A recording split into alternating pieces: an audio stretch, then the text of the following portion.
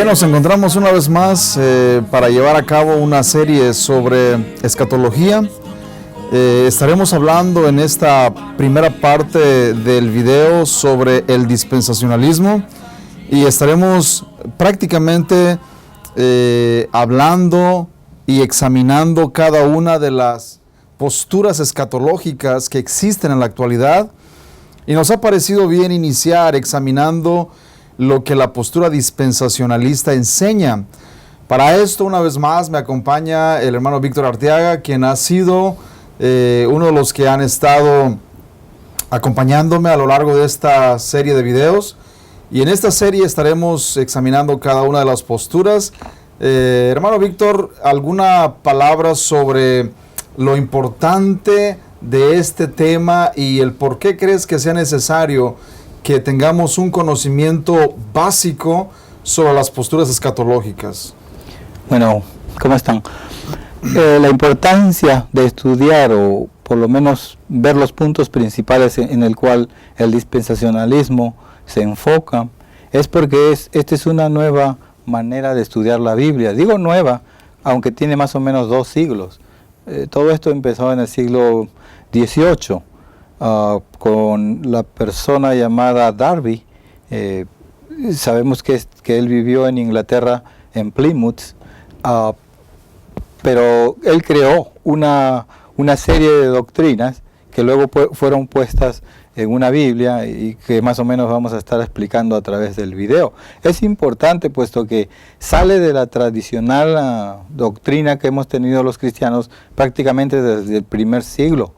Y dejando de lado las doctrinas que se redescubrieron en la Reforma en el siglo XVI y el siglo XV y XVI. Sí, quiero iniciar prácticamente la charla de este video con una pregunta. Y la pregunta es la siguiente: ¿qué es el dispensacionalismo? ¿Cuáles son sus distintivos principales?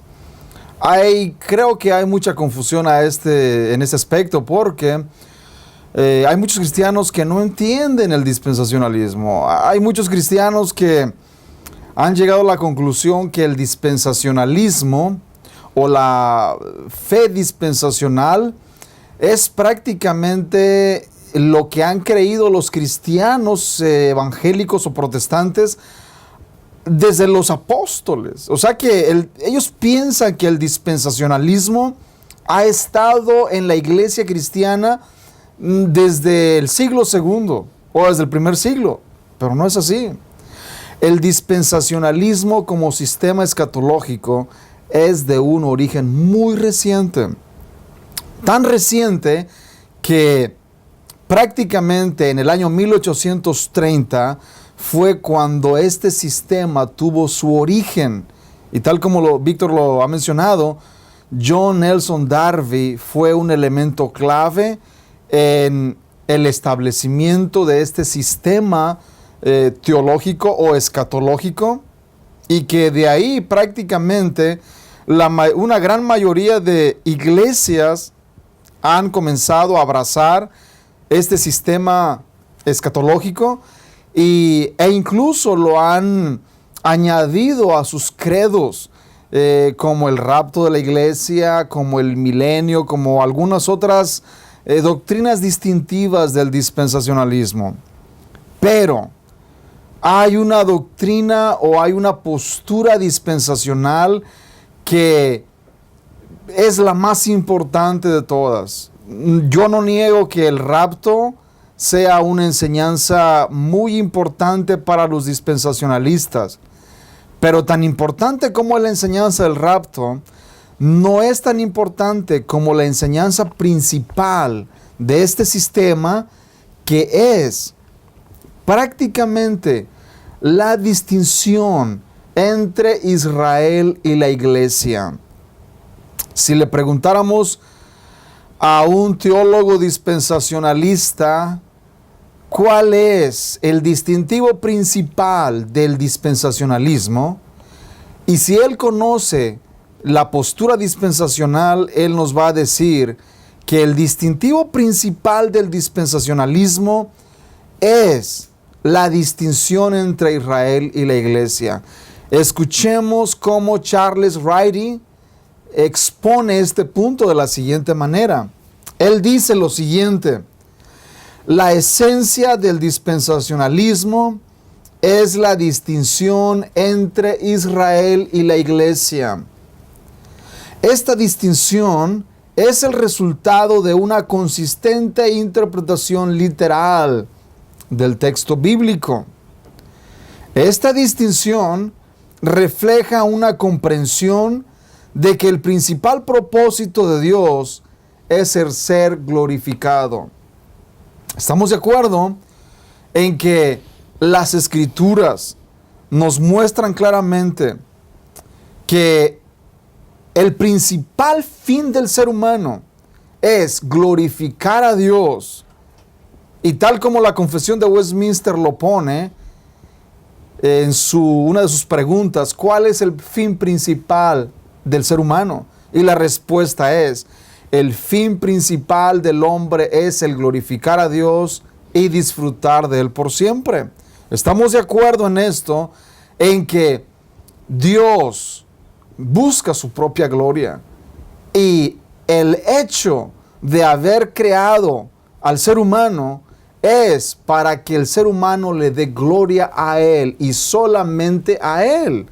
El problema del ser humano es de que, lejos de buscar glorificar a Dios, busca glorificarse a sí mismo. Es el problema. Debido al pecado, debido a la caída, el ser humano busca glorificarse a sí mismo.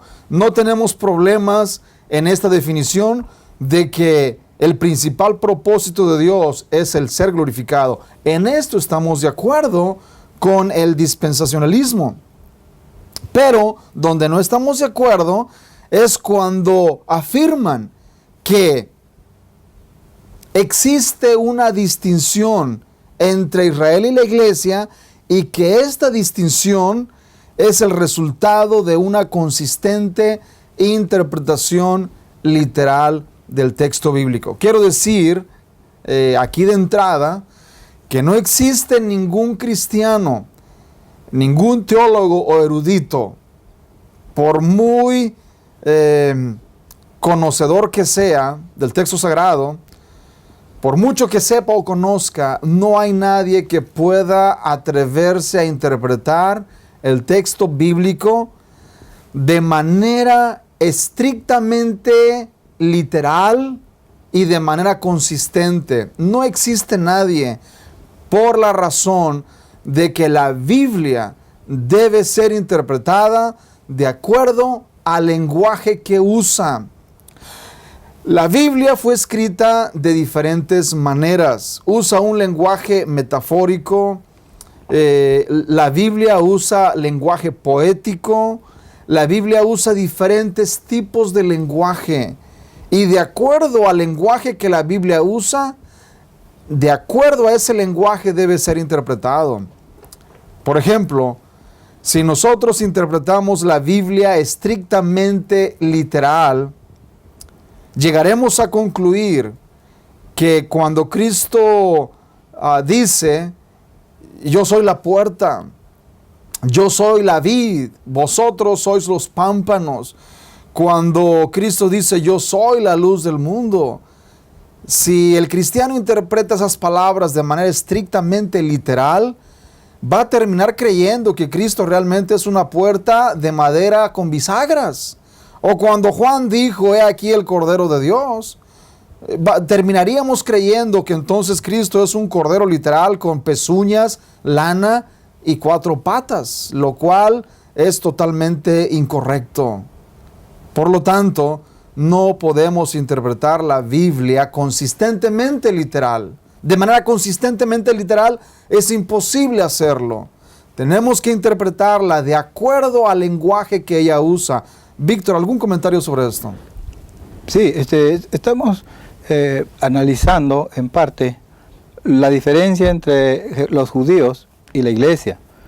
Estos dispensacionalistas, o estos hermanos, vamos a llamarles así, dispensacionalistas, hacen una diferencia de grupos. Primeramente ponen a los judíos o israelitas, y puede ser el israelita nacional. Luego hacen lo mismo con la iglesia de Cristo, que ya es otro grupo, ya son dos, y luego hacen otro grupo de gentiles, que son aquellos que no son creyentes, vamos a decirlo así. O sea, esta separación ellos la basan en un versículo que está en 1 Corintios 10:32, que dice así: no sean motivo de tropiezo para los judíos, ni para los no judíos, ni para la iglesia de Dios.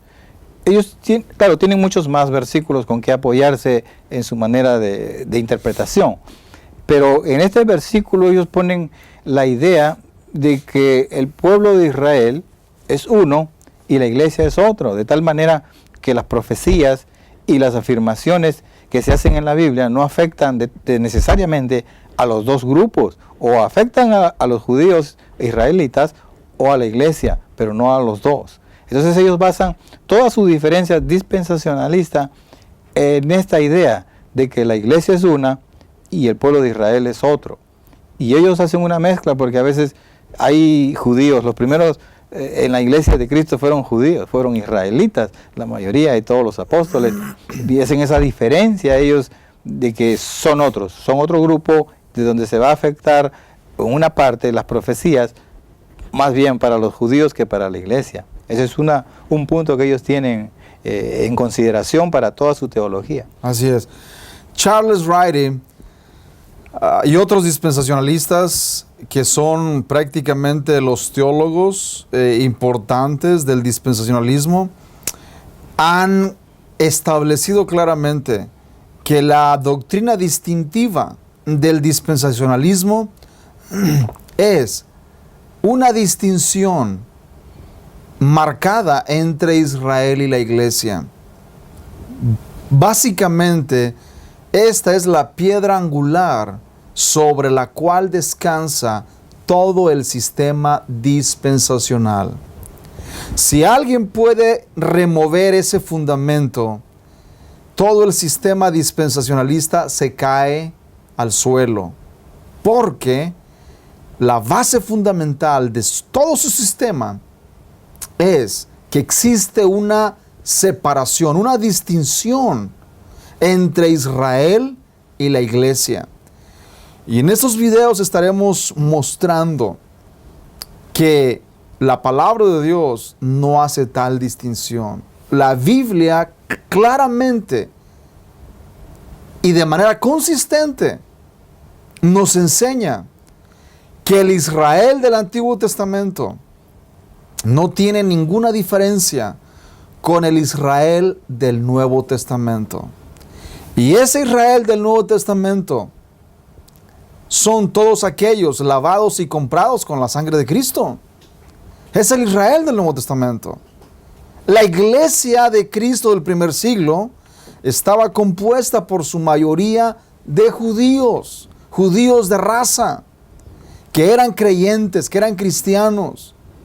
Ellos no veían ninguna distinción entre judíos, la iglesia compuesta de judíos y la iglesia compuesta de gentiles solamente, o el Israel del Antiguo Testamento y la iglesia del Nuevo Testamento, del Antiguo y la iglesia del Nuevo Testamento. Ellos no veían ninguna diferencia. Y estaremos examinando algunos textos sobre esto un poco más adelante.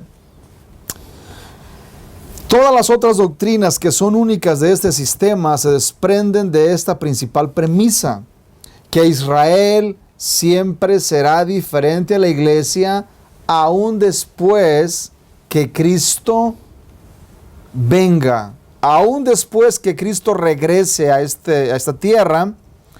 Ellos enseñan que aún después Israel seguirá siendo diferente a la iglesia.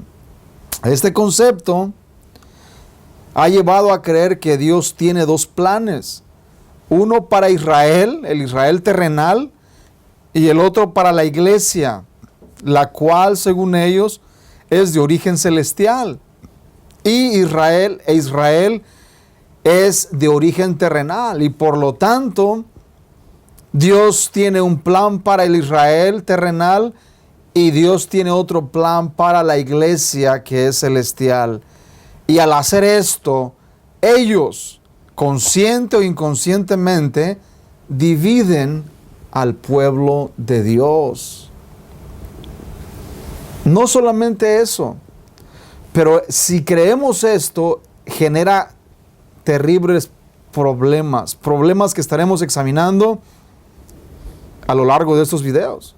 Por ejemplo, la pregunta, ¿cómo fueron salvos los creyentes del Antiguo Testamento?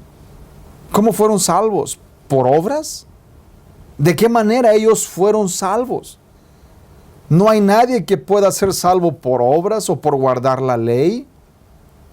El Evangelio nos habla que solamente podemos ser salvos por gracia, por medio de la fe. Por lo tanto, la teología reformada enseña que los creyentes del Antiguo Testamento fueron salvos de la misma manera que los creyentes del Nuevo Testamento. Por medio de la fe, por gracia. De la misma manera que nosotros somos salvos, ellos también fueron salvos. Nosotros vemos el sacrificio de Cristo en el pasado. Ellos lo veían en fe hacia el futuro. Y de la misma manera, ellos fueron perdonados porque esperaban la promesa del Mesías y depositaban su fe en el Mesías que vendría. Nosotros vemos hacia el pasado en fe, reconociendo que el Mesías vino y murió por nuestros pecados. Ellos veían al futuro y esperaban la promesa de ese Redentor, de ese Salvador, y por lo tanto, ellos fueron salvos, fueron perdonados de la misma manera que nosotros somos perdonados después de Cristo. ¿Algún otro comentario, Víctor? Sí, o sea, nomás quería continuar un poco más con esto de la diferencia de Israel y la iglesia. Por ejemplo, tenemos el versículo 6 de Romanos capítulo 9, dice, no es que la palabra de Dios haya fallado, porque no todos los que descienden de Israel son israelitas. O sea, la idea es de que por más que los israelitas sean como nacidos en Israel, nacionalmente israelitas, no los hace israelitas en el sentido espiritual. Porque verdaderamente aquí tenemos otro versículo en Romanos capítulo 2, versículo 28, dice, pues no es judío el que lo es exteriormente, ni es la circuncisión la que se hace exteriormente en la carne, sino que es judío el que lo es en lo interior. Y la circuncisión es la del corazón, en espíritu, no en letra, la alabanza del cual no viene de los hombres, sino de Dios. O sea, en un sentido, el hecho de haber nacido en el pueblo judío, de haber sido circuncidado, no les da automáticamente para que continúen siendo el pueblo de Dios, porque todos esos atributos ya pasaron a la iglesia. Y es lo que vamos a tratar de conversar con ustedes de este punto. Así es. Ahora quisiera que contestáramos una pregunta y es la siguiente. ¿Cuáles son los orígenes del dispensacionalismo? Dije al principio que el dispensacionalismo es de un origen muy reciente. 1830 prácticamente fueron los orígenes que pueden ser rastreados hasta John Nelson Darby en Inglaterra. Ahora bien, el sistema dispensacional, aunque es de un origen muy reciente, no podemos catalogarlo como una secta o como un grupo herético de ninguna manera. Por ejemplo, los testigos de Jehová o los mormones también tuvieron sus orígenes alrededor de ese tiempo. Sin embargo, tenemos que ser claros en este asunto. El dispensacionalismo no es una denominación. El dispensacionalismo es una cosmovisión. Es una manera de interpretar la Biblia. Es la manera de acercarse al texto bíblico y entenderlo. Así que no podemos decir y no podemos afirmar que el dispensacionalismo o que todos los que creen en el dispensacionalismo no sean cristianos verdaderos o sean herejes. No es así, porque reconocemos que el dispensacionalismo existen cristianos sinceros, verdaderos, lavados con la sangre de Cristo, pero que han sido enseñados en este sistema teológico dispensacionalista, donde se les ha enseñado a entender las Escrituras de esta manera. Pero creemos que el dispensacionalismo está terriblemente equivocado y que el dispensacionalismo es prácticamente contrario a la teología reformada. Tenemos que ser claros en esto. La teología reformada va prácticamente en contra de las premisas dispensacionales.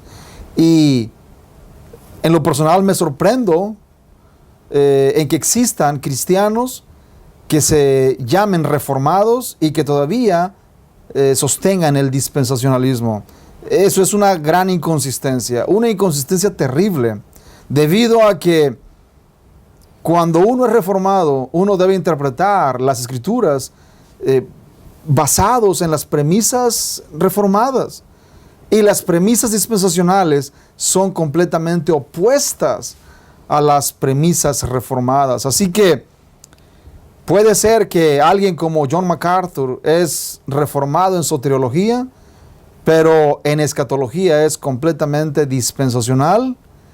Y en lo personal, yo creo que él es alguien muy inconsistente en este tema. Pero bueno, muchos al igual que él viven con esa inconsistencia. Por un lado, afirman ser reformados en la soteriología, pero por el otro lado, son dispensacionalistas. Interpretan todas las escrituras con los lentes dispensacionales.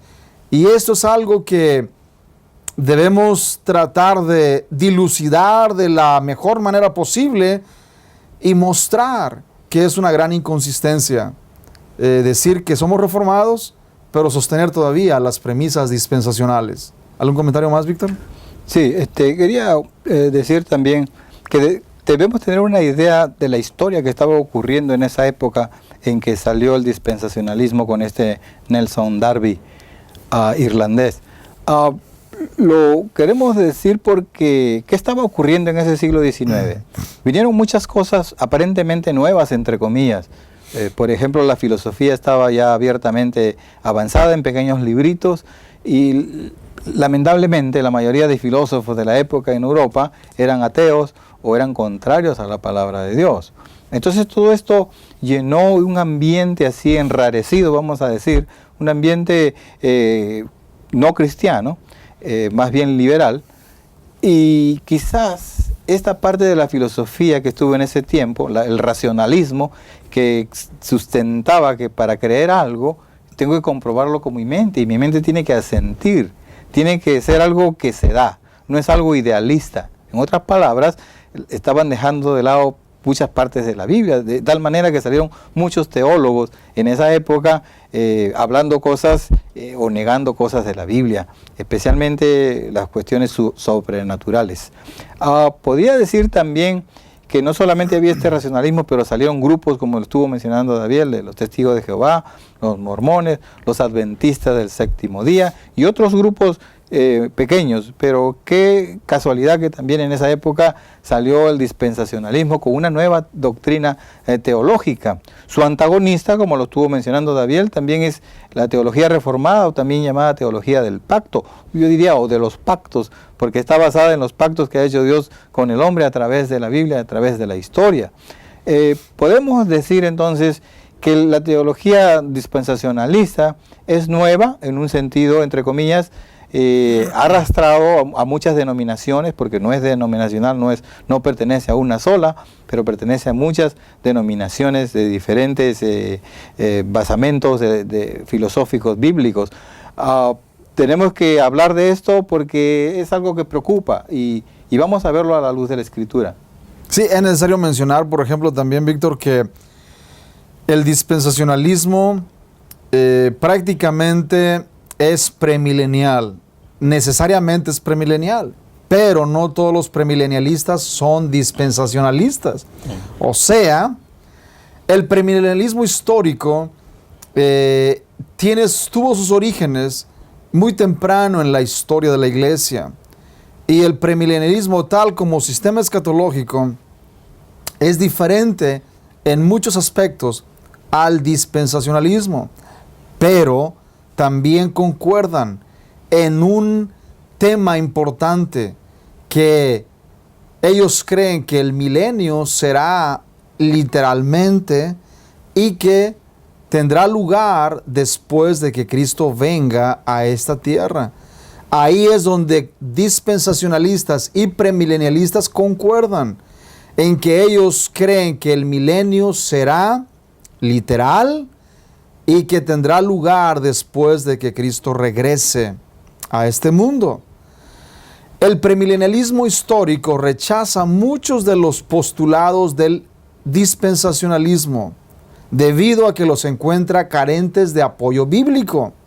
Por ejemplo, hubo un erudito llamado George Eldon Ladd, quien fue un premilenialista histórico.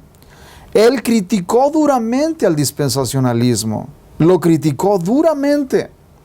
La razón por la que Ladd criticó duramente al dispensacionalismo es precisamente porque el dispensacionalismo hace una distinción entre Israel y la iglesia, una separación injustificada entre Israel y la iglesia.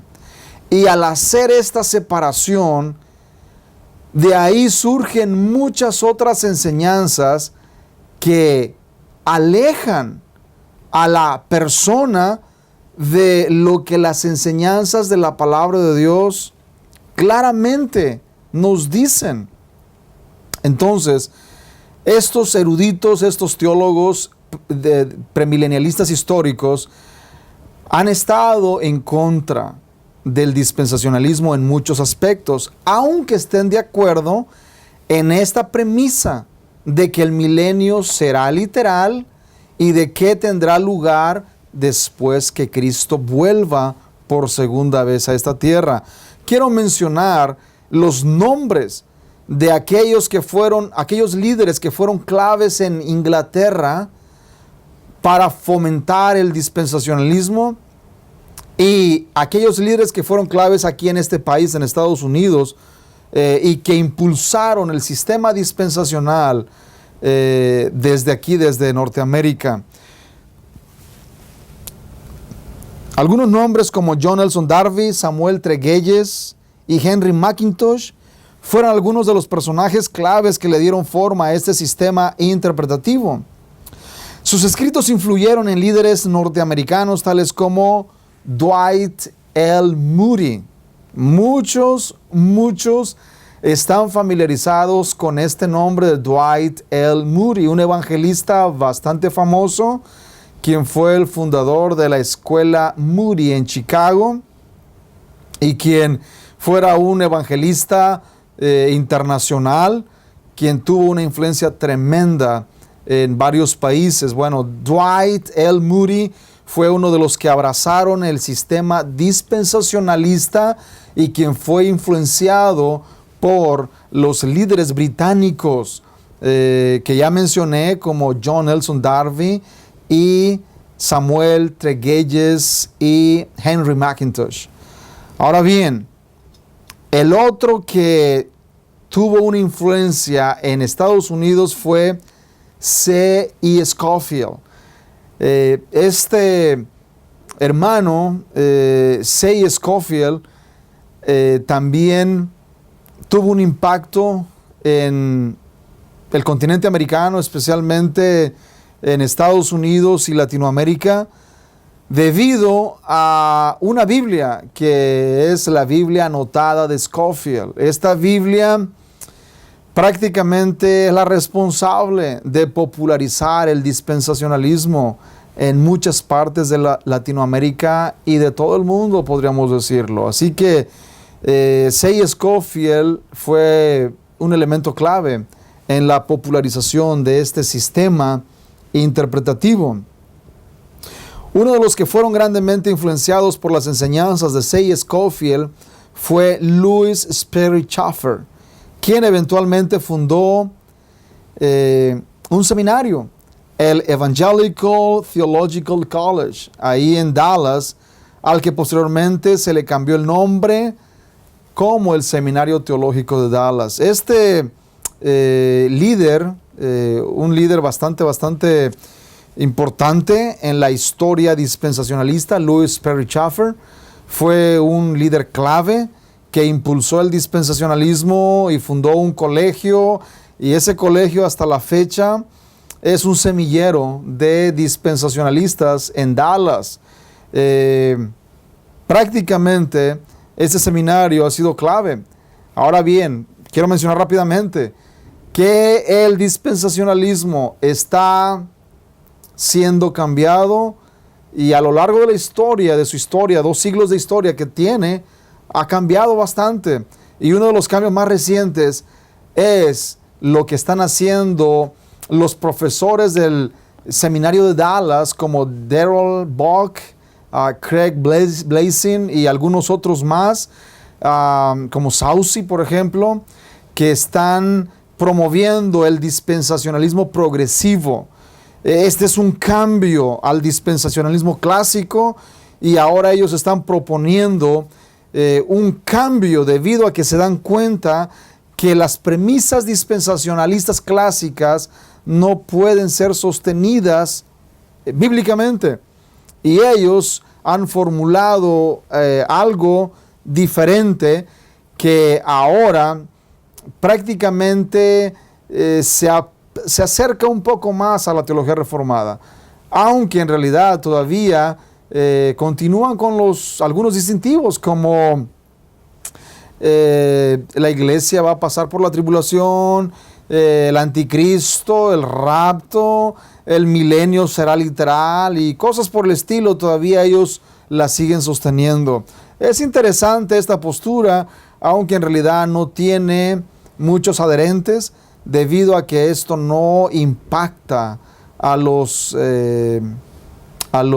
miembros de las iglesias. Los miembros de las iglesias son impactados por los libros de Hal Lindsey y Jack Van Impe y Tim LaHaye, los de Dejados Atrás, y las novelas impactantes de ellos son los que impactan a los cristianos en las iglesias, y esta escatología prácticamente es la que ha vendido millones y millones de novelas de ficción y es la responsable de muchas otras películas que hablan sobre el rapto, la tribulación, el anticristo y temas como estos. Así que es bien interesante comprender esto y nos da una perspectiva de todo lo que el dispensacionalismo enseña. Víctor, ¿un comentario? Sí, quería continuar con esto de que el sistema clásico que está hablando David, el dispensacionalista, fue introducido, ya sabemos, por John Nelson Darby, pero también continuado por C.S. Scofield, quien escribió la Biblia anotada en inglés, luego traducida a muchos idiomas alrededor del mundo. Y esta es la Biblia, mejor dicho, original, de donde vienen y emanan las principales doctrinas dispensacionalistas. Hay muchas diferencias, como menciona David, dispensacionalismo clásico, original, y ahora el progresivo. Y entre ellos dividen al tiempo bíblico, histórico, en 7 partes, que son, por ejemplo, una inocencia, que viene desde Adán hasta la caída. 2, conciencia, desde la caída de Adán hasta Noé. 3, gobierno humano, desde el diluvio de Noé hasta Abraham. El 4, la promesa, desde Abraham hasta el Sinaí, o donde se dio la ley a Moisés. Luego la época de la ley, desde Sinaí hasta la cruz de Cristo. Luego la época de la gracia, desde la cruz de Cristo hasta la segunda venida. Y el 7º es el reino, que le llaman el milenio, 1000 años de la segunda venida de Cristo hasta el reino eterno. Entre el 6 y el 7, que es la gracia y el reino, hay una pequeña dispensación, la que se llama la tribulación. Ellos le ponen que son 7 años de tribulación sacada, bueno, según ellos, de las 70 semanas de Daniel. Y esta es la 70ª semana, o sea, la tribulación que van a ver en aquellos tiempos futuros. Para ellos, todos lo ven en un aspecto futurístico, en un sentido futurístico. Sí, una pregunta que quisiera en esta hora hacer y tratar de contestar con 2 textos bíblicos es la siguiente pregunta. ¿Es bíblicamente sostenible la distinción que hace el dispensacionalismo entre Israel y la iglesia? Víctor ya mencionó un versículo que Pablo escribió en Corintios, donde dice que no seáis tropiezo para gentiles Judíos, Sí. gentiles y la iglesia de Dios, ¿no es cierto? Judíos, gentiles y la iglesia de Dios. Y ellos basan esa distinción y en ese versículo y dicen, ya ves, ahí existe una distinción entre judíos, gentiles y la iglesia de Dios. Pero esta manera de interpretar este texto no es garantía de que tengamos que dividir y separar a Israel de la iglesia.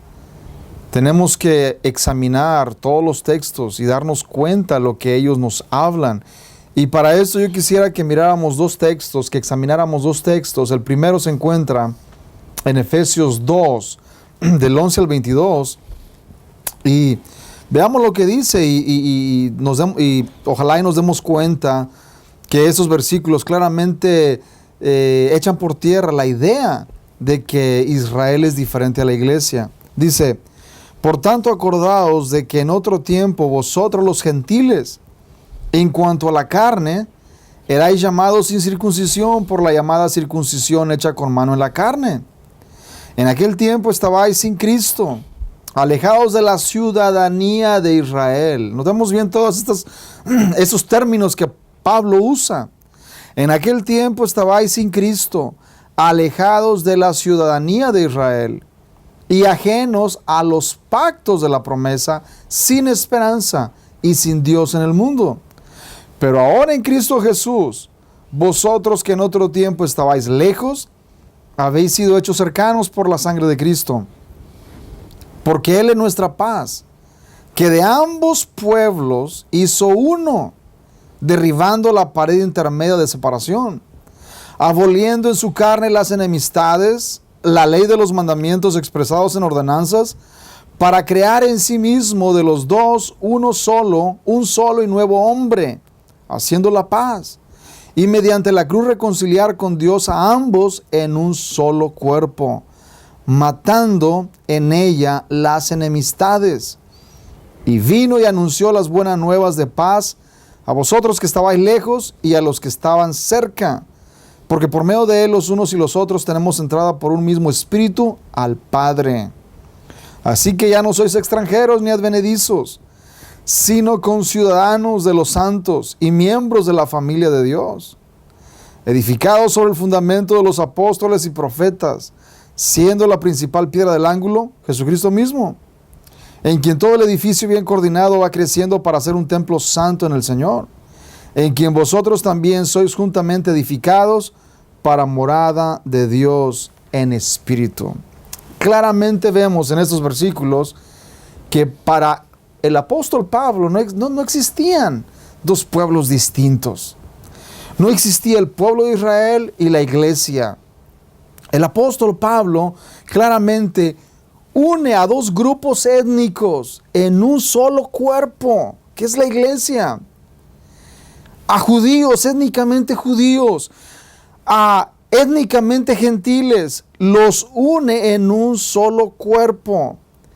Y a los gentiles les dice, ustedes que estaban alejados de la ciudadanía de Israel, que eran ajenos a los pactos de las promesas, ahora habéis sido hechos cercanos por medio de Cristo. Porque por medio de Cristo, tanto judíos como gentiles tienen entrada a esta salvación. Así como ustedes gentiles necesitan de Cristo, también los judíos lo necesitan. Tanto judíos como gentiles necesitan la salvación en Cristo Jesús.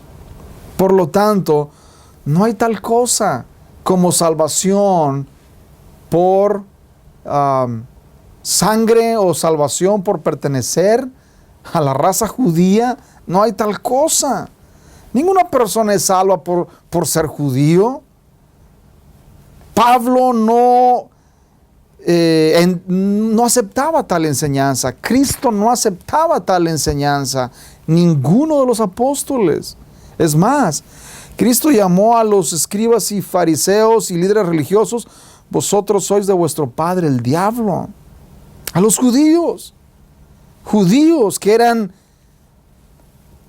prácticamente recipientes de todas las bendiciones de Dios, como la circuncisión, los pactos, las promesas, los llamó hijos del diablo. Juan el Bautista los llamó serpientes, generación de víboras, a los judíos. No hay tal cosa como yo soy salvo porque soy judío. No hay tal cosa. No hay salvación por pertenecer a un grupo étnico en sí. Estos versículos muestran claramente que la salvación no viene por pertenecer a un pueblo exclusivo, por ser descendiente de un linaje determinado. La salvación viene por medio de Cristo y por medio de Él solamente. ¿Un comentario sobre esto, Víctor? Sí. Continuando con la hilación de la idea, ¿no?, de David, la separación de Israel con la iglesia de Dios. Dice, cuando Jesucristo les hablaba a los fariseos, podemos ir a Juan 10, nos dice lo siguiente en el versículo 14. Yo soy el buen pastor y conozco mis ovejas y las mías me conocen, así como el Padre me conoce y yo conozco al Padre y pongo mi vida por las ovejas. También tengo otras ovejas que no son de este redil. Aquellas también debo traer y oirán mi voz. Y habrá un rebaño y un pastor. Jesucristo le estaba hablando a los fariseos judíos, israelitas, y le estaba dando a entender que los gentiles iban a entrar a pasar parte de este redil, pero solamente iba a haber un solo rebaño, un solo redil, y un solo pastor que iba a ser nuestro Señor Jesucristo. O sea, la diferencia que ellos puedan hacer de que Israel no es la iglesia y viceversa, es una idea prácticamente humana, sacada de las mentes de las personas de Darby y de Scofield. Lamentablemente muchos lo siguen sin estudiar la Biblia, porque aquí está en la Biblia, lo estamos leyendo para que ustedes se den cuenta de que es un error creer de la manera de que hay diferencias entre los dos pueblos y ahora solamente uno, es la iglesia de Dios. Tengo aquí otro versículo en Gálatas 4:25, dice, porque Agar es el monte Sinaí en Arabia y corresponde a la Jerusalén actual, pues esta junto a sus hijos está en esclavitud. Este es Israel. Mas la Jerusalén de arriba, la cual es madre de todos nosotros, es libre. Y nosotros pertenecemos a aquel Israel celestial, porque somos el verdadero Israel.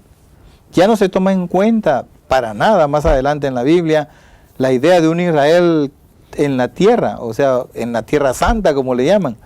No, ahora la idea nuestra es vivir en el cielo con Dios para siempre, como lo dice, por ejemplo, Filipenses 3:20. Mas nuestra ciudadanía está en los cielos, de donde también esperamos al Salvador, el Señor Jesucristo. Nuestra ciudadanía es celestial, no es terrenal para nada. O sea, no debemos estar enfocando directamente a la Tierra Santa, como es llamada, o al Medio Oriente. Nosotros debemos enfocar y vivir la vida como que si ya estuviésemos viviendo en el cielo, lo cual es algo duro, pero no imposible para Dios. Así es. Hay otro versículo que también nos muestra la misma verdad que Pablo habla en Efesios, y es 1 Pedro capítulo 2, versículo 9 y 10.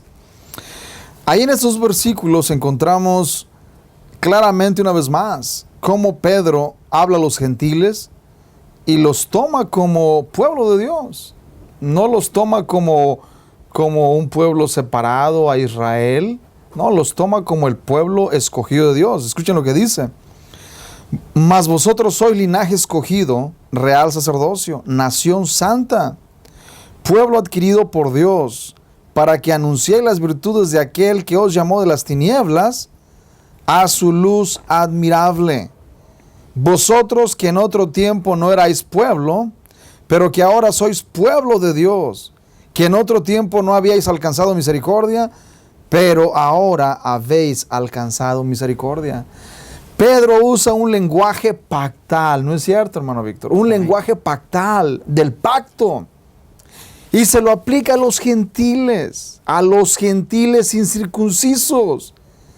Pedro le aplica un lenguaje pactal a los gentiles que habían estado alejados de los pactos de la ciudadanía de Israel, y se los aplica a ellos y les dice: ustedes son linaje escogido, real sacerdocio, nación santa, pueblo adquirido por Dios. Ahora bien, este lenguaje es muy importante porque Pedro usa el mismo lenguaje que se usa para Israel. Ahí en Éxodo capítulo 19, si vamos a Éxodo capítulo 19, los versículos 5 al 6, fíjense cómo dice en estos versículos. Ahora pues, si diereis oído a mi voz y guardareis mi pacto, vosotros seréis mi especial tesoro sobre todos los pueblos, porque mía es toda la tierra. Y vosotros me seréis un reino de sacerdotes y gente santa. Estas son las palabras que dirás a los hijos de Israel. Estas palabras fueron dichas al pueblo judío, al pueblo de Israel, al pueblo étnico, nacional. Y sin embargo, Pedro usa el mismo lenguaje para aplicárselo a los gentiles, personas que no eran étnicamente judías, pero que aún así, Pedro les dice, ustedes son linaje escogido, real sacerdocio, nación santa, pueblo adquirido por Dios. ¿Cómo es posible que gentiles puedan ser llamados linaje escogido, real sacerdocio, nación santa, pueblo adquirido por Dios? ¿Cómo es posible? Es posible porque los gentiles ahora somos participantes de los pactos, de las promesas hechas al pueblo judío, hechas al pueblo de Israel. Nosotros somos participantes también de estas promesas. Por lo tanto, nosotros podemos decir que somos legítimamente también el Israel de Dios. El Israel de Dios. Es muy cierto, no somos judíos étnicos, pero somos verdaderos israelitas. Es lo que dice Pablo. Somos verdaderos israelitas. El que no seamos judíos étnicos no nos hace ser menos israelitas que los que nacieron de descendencia judía. Nosotros que somos gentiles, pero por la fe en Cristo, somos verdaderos israelitas. Posteriormente estaremos examinando los versículos donde Pablo nos dice que no es judío el que lo es exteriormente, ni es la circuncisión verdadera la que se hace con mano en la carne, sino que es judío aquel que lo es interiormente. Y la circuncisión verdadera es la circuncisión del corazón. Así que todo aquel que ha sido circuncidado, no en su carne, sino en su corazón, es un verdadero israelita. Verdadero israelita. Es un hijo de Abraham. Es un hijo de Abraham y es un heredero de todas las promesas hechas a Abraham. Esto es lo que la palabra de Dios consistentemente nos enseña. Víctor, ¿un comentario sobre esto? Sí, continuando con el tema. El apóstol Pablo dice en Gálatas 3, 27 al 29, porque todos los que habéis sido bautizados en Cristo, de Cristo estáis revestidos. Ya no hay judío ni griego, no hay esclavo ni libre, no hay varón ni mujer, porque todos vosotros sois uno en Cristo Jesús. Y si vosotros sois de Cristo, ciertamente linaje de Abraham sois, y herederos según la promesa.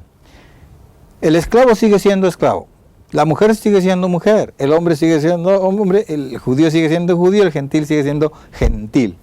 Pero hay una diferencia que hace aquí el versículo. Todos ante Dios son mirados iguales, en una unidad, en un solo cuerpo que es la iglesia de Cristo. O sea, ya no hay más judíos y gentiles como lo quieren hacer ver los dispensacionalistas, sino que ahora es un solo cuerpo, un solo grupo.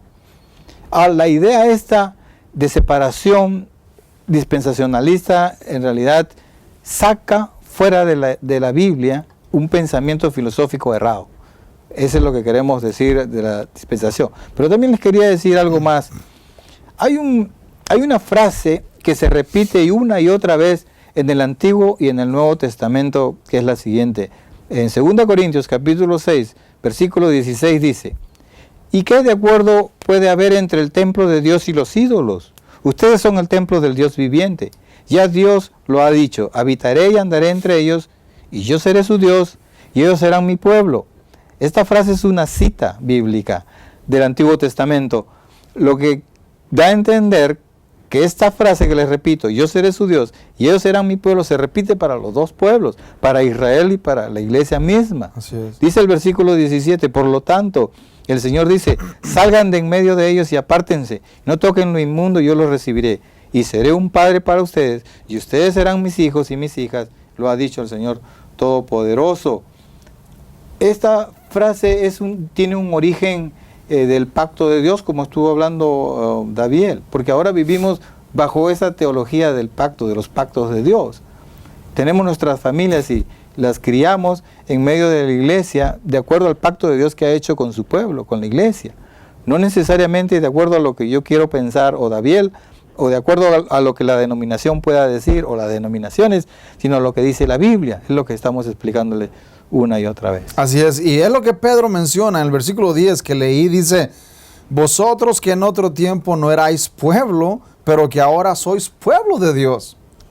Pueblo de Dios. O sea, esta frase de pueblo de Dios que se le adjudicaba a Israel en el Antiguo Testamento, pueblo de Dios, una y otra vez, pueblo de Dios, pueblo de Dios. Ahora en el Nuevo Testamento, los escritores lo usan para describir a la iglesia. La iglesia es el pueblo de Dios. Los gentiles pertenecen al pueblo de Dios por la fe en Cristo. Por lo tanto, no hay dos pueblos, hay uno. Un solo pueblo de Dios. No hay tal cosa como dos pueblos, el pueblo judío, la iglesia, y ellos son distintos el uno al otro. Dios tiene un plan para los judíos y Dios tiene otro plan distinto para la iglesia. No hay tal cosa. La Biblia rechaza este tipo de distinciones. Claramente los dos versículos o las dos citas que estuvimos analizando, Pablo en Efesios, el apóstol Pedro en su capítulo 2, muestran claramente que no existen dos pueblos, solamente uno, un pueblo de Dios. El Israel del Antiguo Testamento, no todos eran pueblo de Dios. Muchos fueron castigados por el Señor, por su rebeldía, por su corazón incircunciso. Por lo tanto, no fueron salvos, aunque exteriormente pertenecían al pueblo de Dios. Espiritualmente no pertenecían a Dios. De la misma manera, la iglesia.